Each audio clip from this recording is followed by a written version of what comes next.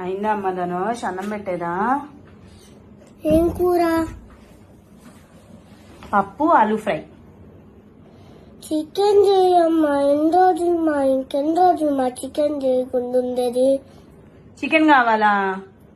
కోళ్ళు చచ్చిపోతున్నాయి అంట అక్కడ డిసీజెస్ వచ్చి. చికెన్ తినకపోతే నేను చచ్చేటట్టున్నా. నీకు అది అర్థం కావట్లా.